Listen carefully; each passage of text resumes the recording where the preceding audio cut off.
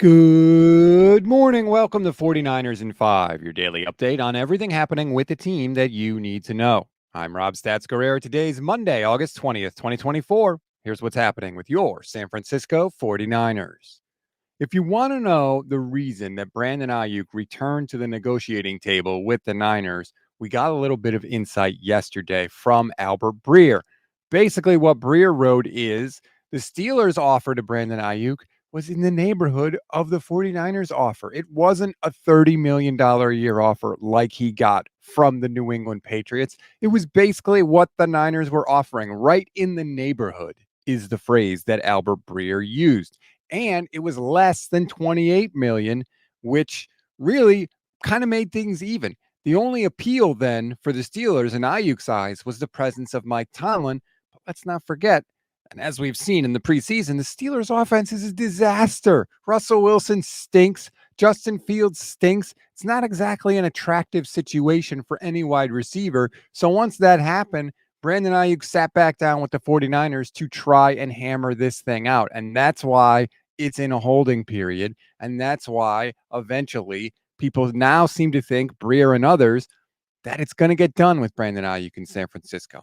Let's look at what we know, right? One, it's not just about money because Aiyuk would have gone to New England because the Niners had agreed to a trade with the Patriots and the Patriots were going to pay him 30 plus million a year. So it's not just about money.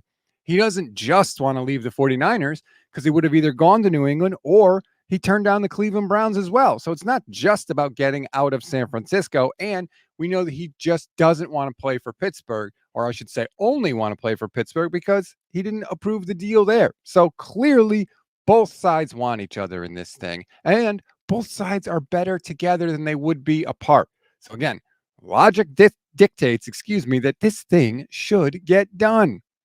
Now, let's move beyond that. Let's look at a couple encouraging offensive line notes from the second preseason game against the Saints. Dominic Pooney continues to be a stud. According to PFF, he allowed one pressure in 30 pass plays on the night. He is the definition of plug and play starter. And oh, by the way, fellow rookie Jarrett Kingston, only one pressure allowed in a team high 58 snaps. Don't look now, but what if the 49ers found a couple of stud young offensive linemen? Pretty damn impressive if they can manage to pull it off.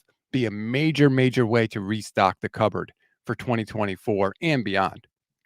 Finally, just a quick look at the schedule for this week. Kyle Shanahan will speak today before practice. Nick Sorensen will meet the media tomorrow. There is no media on Thursday because it's a walkthrough. And then, of course, they have the game on Friday. So we'll get the quick update from Kyle today. Hopefully, no more injury news coming out of the game that we don't know about. We don't need any more surprises.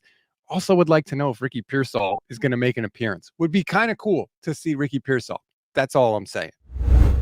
We always give you one thing to read, one thing to watch, and one thing you might have missed. One thing to read on this Tuesday. Renardo Green is a favorite of one former 49ers player who also used to play in the secondary. Dante Whitner loves Renardo Green. He was a guest on KMBR. If you want to read his thoughts why, click the link in the description of this episode.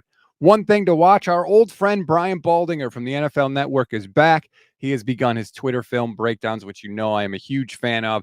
He did one of Brock Purdy's play, and he did some offensive line stuff. I'll put both links in the description for you. Highly recommend. Takes like 30 seconds. You always learn something new. Finally, one thing you may have missed.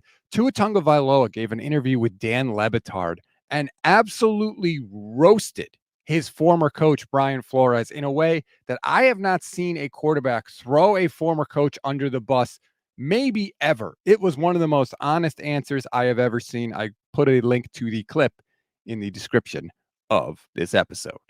That's a wrap on today's 49ers in 5. Please rate, review, and follow the Gold Standard Podcast Network wherever you get your audio podcasts. Like and subscribe to the YouTube channel as well. Click the bell to get notified every single time we go live, which is every single weekday for you. Today, Steph Sanchez and Jason Aponte. We call it Bully Ball.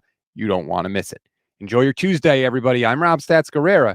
We'll talk later today.